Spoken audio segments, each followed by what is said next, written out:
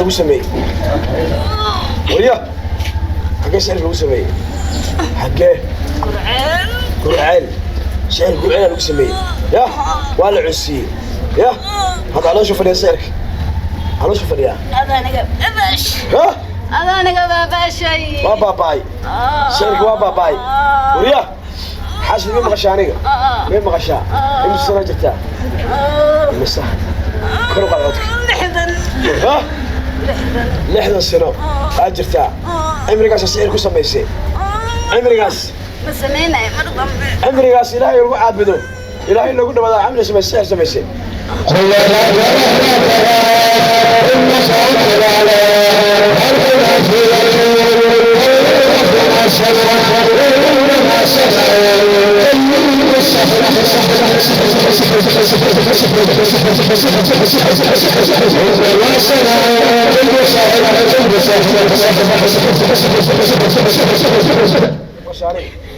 مشاريع راك عاد راعي راع إلهي كسوق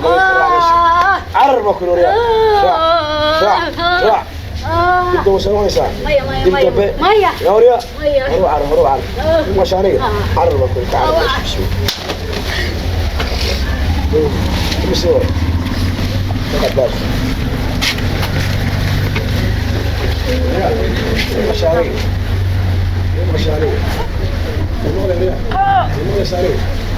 مشاريع امسا وريا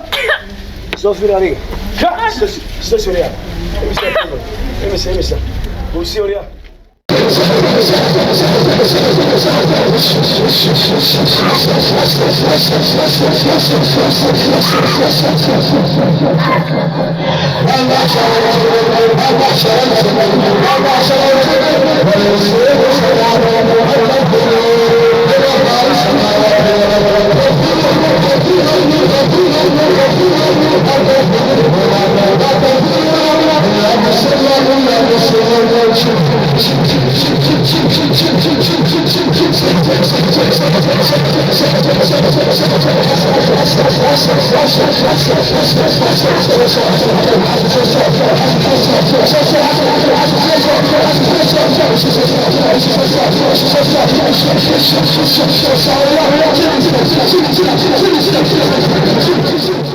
هذا العنقان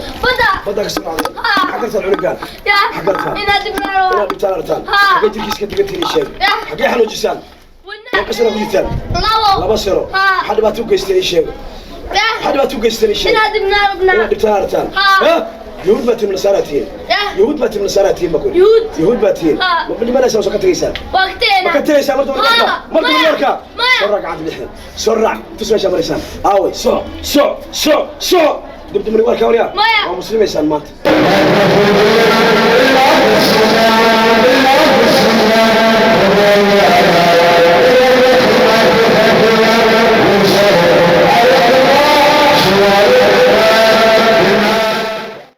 هاي هاتي مركي ورا محاس بدر دريميسا ولا السلاجل هاي هذا حوالي راح سوف فهمايا فهمت مركي ورا اخذك بفهم جرين يا تيكو بحال جرتي شيء حقيقة بحال جرتي ها يا مدح كو ايوه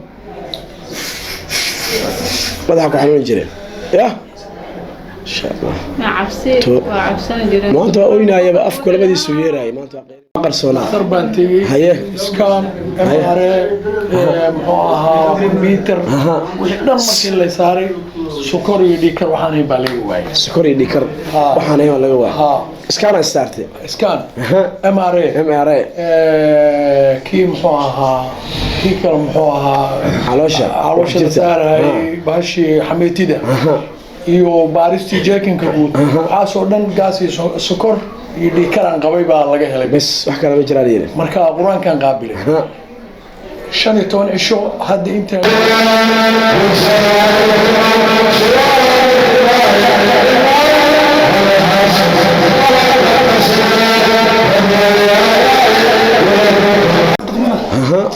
حنون نبرة المتاجر. هذا كورن. هذا قرتي وجهي دولي ورجنا. هذا كورن حد دريميسا. هذا عافيتك أكمل.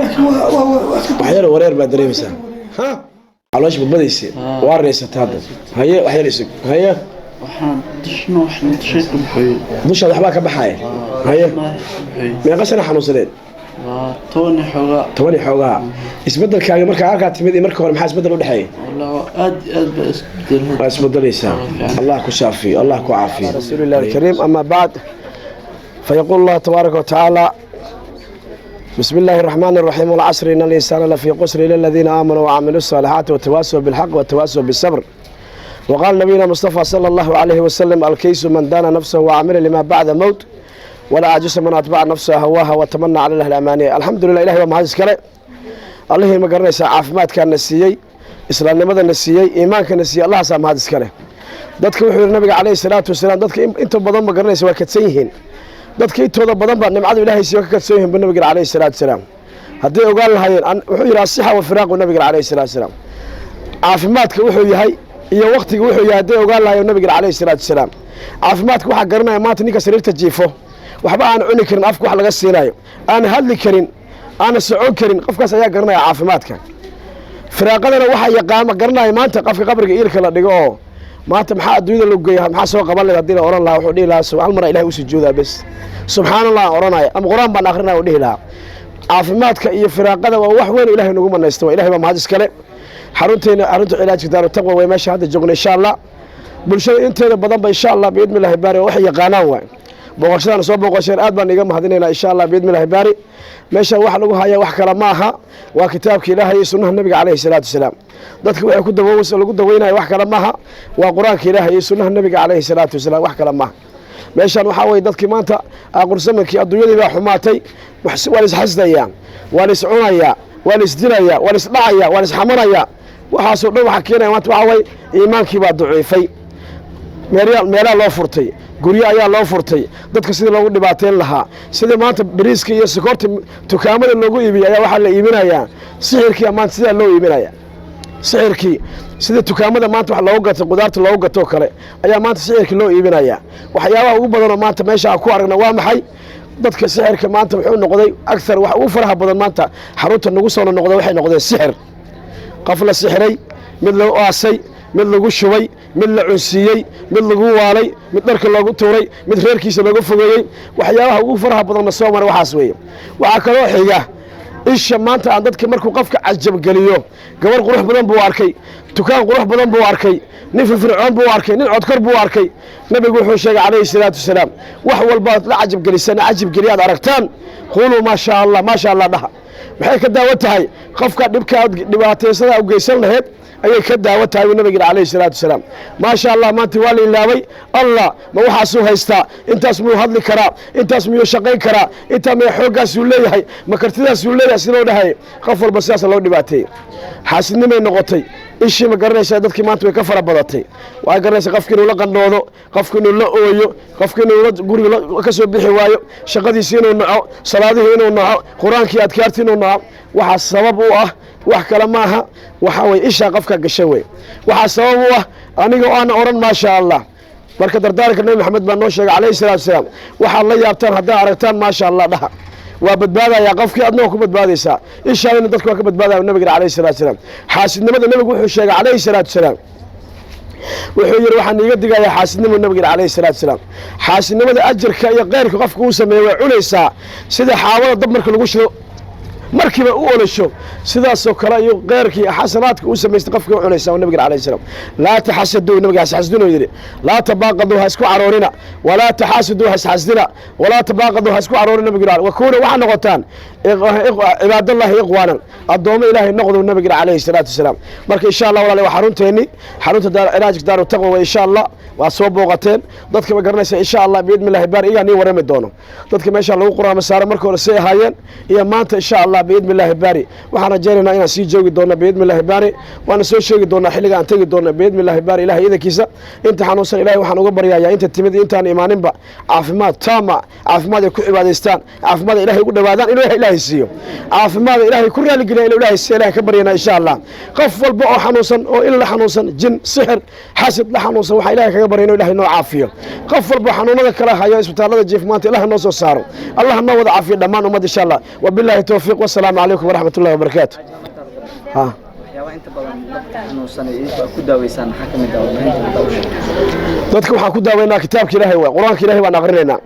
sifada labaad oo qofku u amarina waa maxay waa sunnaha nabiga calayhi salaatu wasalaam aashaabtu nabiga noo sheegay calayhi salaatu wasalaam ayaa dadka siinaa marka hore quraanka la saaraa deedna wixii ku jira markii la ogaado ama qofkii uu hadlo ama uu qeeliyo ama ay sheegaan ama astaamihii laga dareemo waxaan marsiinaa sunnaha nabiga calayhi salaatu wasalaam aashaabtaas ayaa siinaa deedna qofkii hadday wax ka dhaxadlaan waa ka dhaxadleen hadday wax ka dhaxadlina qofkii mar alla markuu meesha yimaado wixii magaranaysaa ka dambeeya wuxuu dareemayaa caafimaad qabow buu dareemayaa xanaaq badan buu leeyahay qofka madax xanuun badan buu sheeganay daal fara badan cariiri fara badan murugo fara badan sas badan waxaas dadka inta badan sheegtaa waxaasna waxaa sabab u ah waa shayaadiin dadka markay soo daalaan meel walba laga soo daalo 70% ayay dadka waxay leeyihiin maanta ku fiiriya quraanka wuxuu noqday ku fiiriya bil xaqiiqa wallahi ku fiiriya waa soo daalnay meel walba soo marinay dhaqaatiirta ku soo daalnay maanta quraan ku fiirina dadka hore maxay ahaayeen qofka jaba quraanka faatixada lagu akhriyo dhijaba ka maayay waa qof jabay ba waxa leeyahay faatixada lagu akhrina waa jamaa baadi u jifa quraanka la saari jiray waa kamni jiray quraanka muxuu ahaa quraanka wax ugu weyn oo dadka ku kalsoon yihiin buu ahaa markii laga tagay sunnaha nabiga calayhi salaatu wasalaam markii adkaaraadkii laga tagay quraanka markii laga tagay shay walba waa noo fududaad inuu soo galo jinka carari jiray maanta anaguna soo raasanaya